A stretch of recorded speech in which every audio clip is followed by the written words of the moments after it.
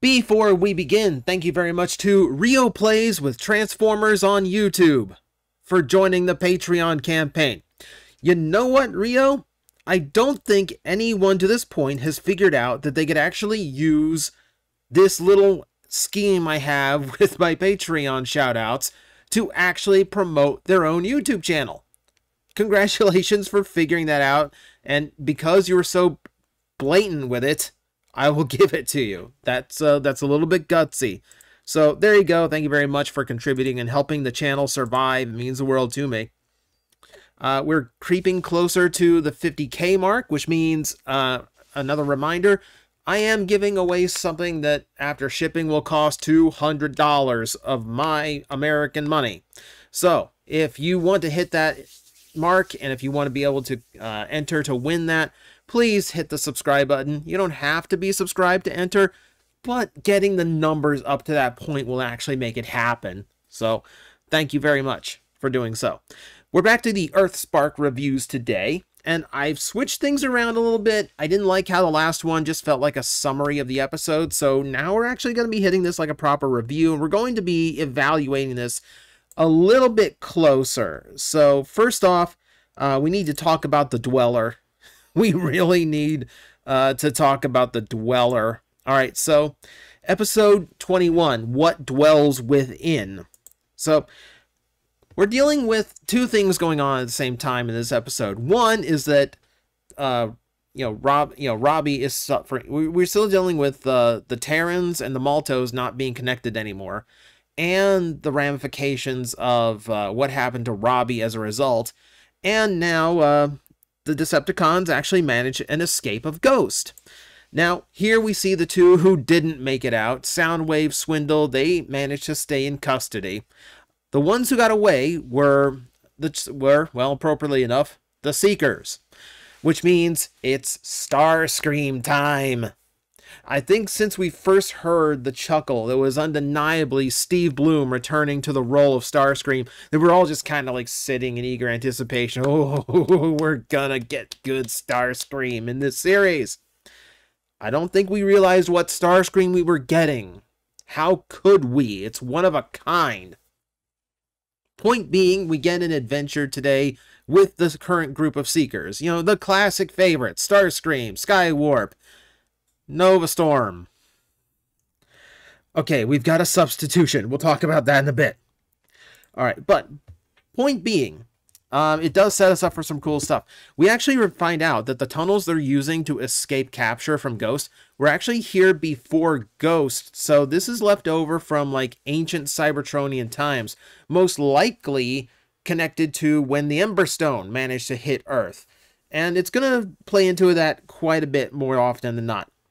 So the big focus in the episode is actually on hashtag, which is good. We really haven't gotten a turn with her since since she took her alt mode.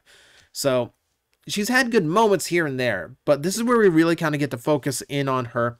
And she's actually still suffering from the trauma of being mind controlled by Mandroid, which, yeah, that's kind of a traumatic experience. Yes, that's going to be a little hard to let go of. So I'm kind of glad we're not just dropping the whole my brain was controlled to attack my family, because that should leave some kind of scar, right? And it does, and it's a very poignant one in this episode.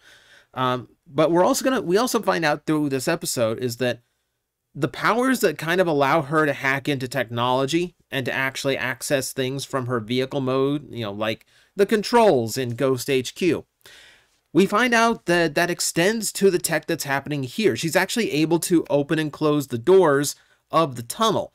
When they try to revolve a plan around trying to trap the Dweller in between locked doors, we don't really see it work because only hashtag seems to be effective at opening and closing. So something about her abilities is actually connected to this ancient Cybertronian tunnel way, which is a fascinating look. Now, considering she's born of the Ember Stone, and this whatever this mysterious water is around the planet, there is obviously some kind of connection between the Maltobots, and the ancient tech, which we're only kind of touching on here. And it's definitely something that Season 2 is probably going to have to answer for us. But otherwise, it's a great little foreshadowing of what's to come and how important hashtag might be when a lot of these more ancient Cybertronian aspects start coming into the story. So let us talk the Dweller. The Dweller in the Depths is a classic from the original animated series. It's a monster that lurked within Cybertron and drained Energon from whatever transformer it touched. This makes it a really dangerous enemy, and a fascinating enemy when it comes to this particular group of Transformers. Because, of course, we're dealing with the Seekers, who are traditional Cybertronians. They are very much in danger by the Dweller. When it comes to the Terrans, they don't really have Energon the way that normal Transformers do. You know, it doesn't really affect them in any way. We know from the past episodes they have extremely little in them. You know, however they fuel up is still kind of a mystery. But that is what's interesting here is that they throw another twist in. So we know that the Terrans are fueled up by whatever this weird water is that we're finding in caves. Turns out the Dweller is hurt by it. It shorts it out. It almost has like an acidic effect to it, which makes it a very dangerous thing for this ancient Cybertronian monster.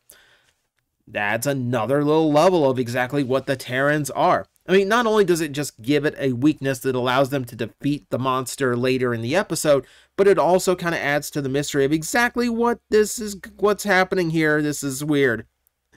This whole series is a little bit weird and off, if you can't tell. However, it is a very big danger. While it can't really absorb the Terrans the way it can the Cybertronians, it is still a very powerful thing. Stronger than they are, mostly. We'll get to that. But it does lead us to a really good plot where both Terrans and Decepticons have to team up. And I love storylines that put the good guys and the bad guys together. But in a situation like this, the interesting thing here is there isn't really any reason for them to be at odds with each other. Aside from the fact that just teaming up for survival against the Dweller is kind of taking priority. You know, aside from like, you know, being kind of like half involved in some skirmishes, Nova Storm and Skywarp don't really have any beef with the Terrans. None of the Decepticons really do because they weren't involved in the war. You know, to them, they're kind of an innocent civilian race. There's no reason to fight them. There's no reason to be aggressive to them. They're just Cybertronians who weren't really responsible for anything that happened then. So I'm glad the writers are taking that approach and that it didn't really take like a whole bunch of like arguing to get all of these sides to team up. Even Starscream's on board with this. Now keep in mind, Nova Storm and Skywarp are driven by survival. It's why they chose to work with Mandroid rather than being caught by Ghost, because they knew ultimately they had a better chance of survival that way. So it's a little bit self-serving. It goes in character. No one is out of character here, though they do tend to bring up who Starscream is. There is a lot of mention about how selfish he is and how self-centered he is, and he shows it a little bit, but we're going to get into that because this is a very different take on Starscream. And it's one that I absolutely love. So the thing we're focusing on, like a lot of times when you focus on a new aspect of Starscream, what you're doing is you are taking one piece of what Starscream is and bringing it to the forefront. So when you're talking Transformers Prime, you're talking that cowardly schemer from G1, but kind of turned up to the 9s. You know, when, you know, and it puts away things like the scientist aspect of Starscream. You know, so it kind of pushes down some elements and brings up the more well-known ones. When you deal with Armada Starscream, it's the hatred of Megatron that rises and the treacherous, power-hungry side that gets pushed down. So in this one, we're actually looking at a completely different side of Starscream than we've ever explored, which is being a victim. Because the one thing that's true in most universes is that Starscream is abused by Megatron, physically and mentally. And we never really, like, stopped to think about that. That is how, even in G1, Megatron kept Starscream in line. It's through abuse. And it's how, it's really how it happened in IDW. When Megatron had to take back the Decepticons, when Starscream tried to betray him, Megatron nearly destroyed Starscream outright with one blast from the fusion cannon. He barely survived it. So it is a pretty well-known aspect of their relationship. But here we're actually exploring that side of it and what it's mentally done to Starscream. To the point where at the end of the episode where Megatron offers a safety, a safe place for Starscream and the Seekers to be, Starscream's response is, "There's nowhere safe with you." That's just speaks of just how badly hurt Starscream is by how Megatron has treated him. And it's this kind of what fuels his hatred of Megatron in this universe. Not seeking power or glory or just trying to overthrow him. He's literally trying to just get away from his abuser. And no matter what he says, he's not going to earn that trust easily. It's a huge thing. It's a really huge thing. And I'm fascinated by it. I'm fascinated more because we actually see sides of Starscream that we don't. Hashtag bonds with Starscream over the concept of being controlled. For Hashtag, it was Mandroid, forcibly. And then through Starscream, it was Megatron through intimidation. But it is similar. It is basically like, forcibly having your life, dictated for you, which is a terrible thing to go through. So they kind of relate on that level. And it's a fascinating thing to actually see Starscream genuinely bonding with another Transformer to the point where he is actually risking his spark for her, diving after her when the Dweller captures her, or as you see here, actually trying to offer distraction so Hashtag can get away from the Dweller. It's a really different take, and it really makes me wonder what this Starscream's really gone through to cling this much to the first person who believed him about what he's gone through under Megatron's foot. It's really interesting. It's a really interesting take on Starscream. All right, so the other point of this episode is we're focusing on Robbie's recovery and trying to get the connection reestablished between all of the Maltos. And they thought the cave water might do that, but it doesn't. So it's not doing what we expected to do. Not that we expect a miracle cure, but it was worth trying. But despite that, we did discover more about it. Aside from the fact that the Dweller is, damaged by it, so ancient Cybertronian stuff may actually be damaged by this cave water. But we also found out just how powerful it can make one of the Terrans, as Hashtag was able to literally wrestle the Dweller into a pool of the water and destroy it all by herself. Like she just becomes Herculean in strength just for a moment. Now I really want to know what this water is. I really want to know what this water is. There's also there's a small mention here that I'm gonna go through just to finish off this episode. They did actually mention that Nova Storm uses sonic booms, which pretty much confirms the fact that it was supposed to be Thundercracker. It's supposed to be Thundercracker in this series, but Hasbro did not want them gender-flipping Thundercracker. Skywarp was fine, apparently, but not Thundercracker. I'm assuming the IDW books just made him off limits to that. So again, fascinating episode. We get a great G1 throwback with the Dweller, and we explore we deepen the mystery of what the Terrans are, their connection to ancient Cybertron. The water is a huge mystery still, and now we're learning more about it. And yes, seeing a completely different take on Starscream using elements that have been there since the beginning, I think is amazing. So, definitely one of my favorite episodes of the show so far. And it is followed by one of the most confusing episodes. We're talking about episode 22, Prime Time now. And oh my god, it's a weird one. So, before we even start discussing the events of the episode, we have to establish most of this happens in a surreal mental scape, mostly in Mo's mind. So keep that in mind because things get super odd in this one.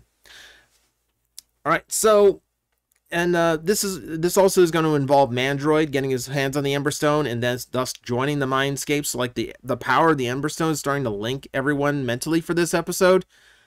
It's bizarre. Like I said. So, point being, we are once again dealing with Robbie's injury illness getting worse, to the point where now he's bedridden and essentially dying. We can't say he's dying because Nickelodeon, but that's basically what's going on. And it does make Mo regret ever coming in contact with the Ember Stone, because now she feels like she's going to lose her brother because of it. And we get to actually see it.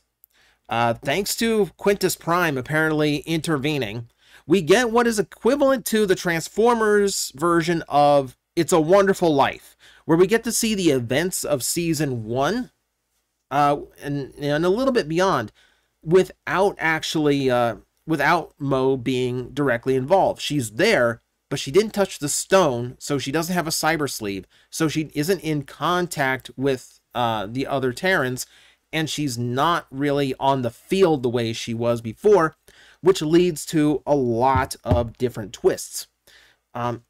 It's interesting to watch because it's reusing a lot of the previous animation. It's just throwing the present day Mo, who still has a cyber sleeve, into the context. But it is a super clever way of reusing animation and doing a clip show while still offering up something fresh. It's fun. Like, it's a really interesting idea. So naturally, the results of this are pretty dismal. Ignore the dying child on screen, but hey, that's the best visual I got. So we see a lot of things happening. So Thrash gets captured by Ghost alongside Swindle and gets taken away. We see Mo was not there to help when the other Terrans were born. So Jawbreaker, Hashtag, and Nightshade do not become a reality. And the worst of it yet is seeing Robbie lose his fight to the hologram Megatron, and Mo isn't there to heal him like she was before. So yeah, Robbie's just gonna die in this universe.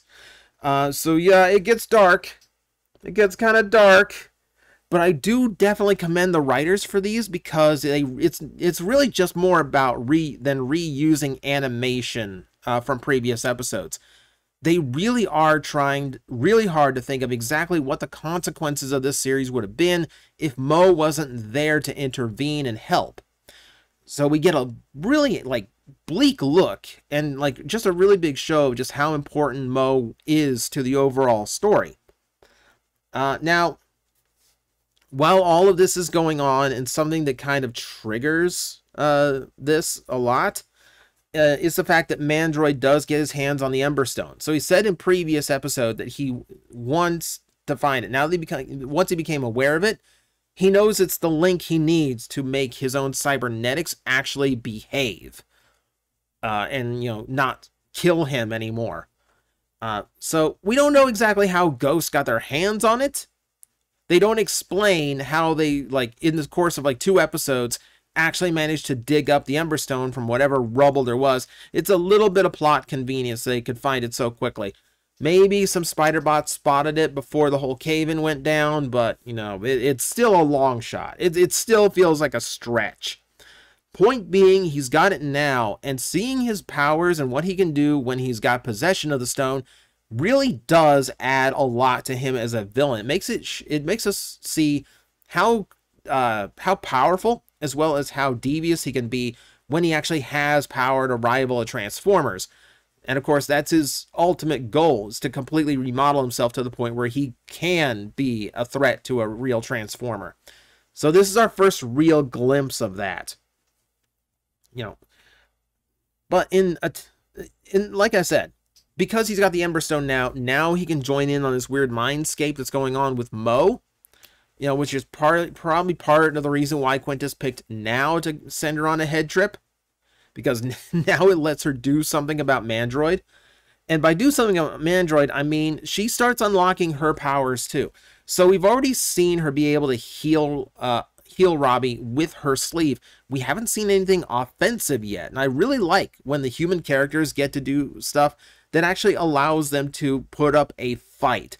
Because otherwise, why would you let a child onto the battlefield of giant robots when they can actually defend themselves? Oh, it's so much better. It makes so much more sense.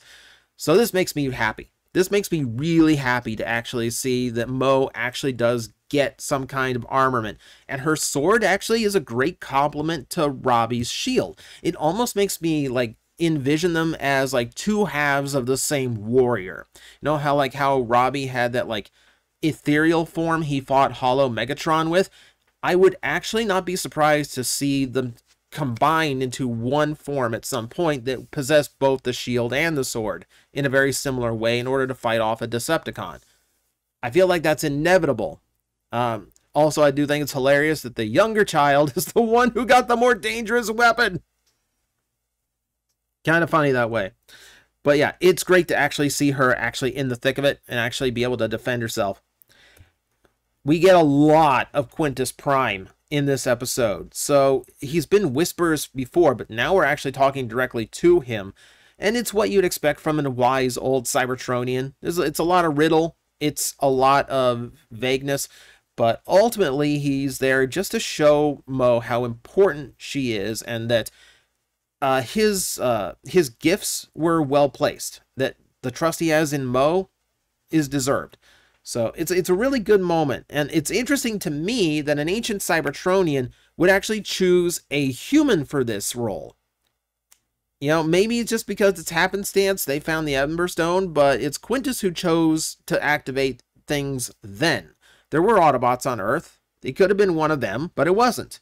It was Mo and Robbie. So it's interesting. And I'm kind of curious if there's more to the reason why he chose them. But it is really cool to actually see him a little bit more in person and actually involved. And to finish this off, there are some notes to take into effect. So, remember how I said most of this happens in a mindscape that these two share?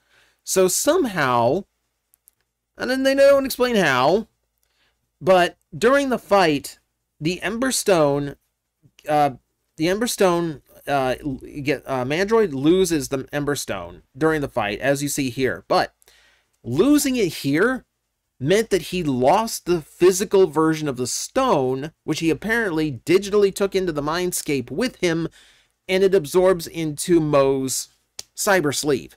So now she has full possession of the Ember Stone digitally, and the physical rock no longer exists. They don't explain how this works either. This was a really confusing thing because you'd think all this would just be a dream sequence, but no. A lot of it is actually happening. A lot of it doesn't go explained. The parents are there too. And they don't explain how they are there because they don't have cyber sleeves. They're not connected to the Terrans. They're just there, and they remember this too when they wake up. It's an oddball episode. I do think the previous one is stronger. I definitely think the Dweller is a stronger episode, but Primetime isn't bad either. I keep calling it the Dweller, what dwells within. But Primetime is not a bad one either. It's a weird episode title for something where Optimus Prime is barely seen in it. But I'll take it for what it is. And for what it is, not a bad episode. So, there you go. A return to the Earthspark episode reviews. That is episode 21 and 22. We've got just a few more of these to do, just a couple more, and then it's just waiting until season 2, which between writer and actor strikes, who knows when we're getting that, but I'm still looking forward to it. So again, if you haven't given this show a chance, please give it a chance. It's such a good show, and hopefully you watch this long enough that you'll be sticking with me for the next 2. So thank you very much for watching. I will see you next time. I'm like, I think you guys got this. I will back away, and I will see you all later. You've got this handled. Alafi's like, really? You're not gonna help me? Like, it's fine now. It's like these disgusting creatures breathing down my neck, and you're all just like, I believe in you. You got this. All right, you seem to have this. 5 minutes.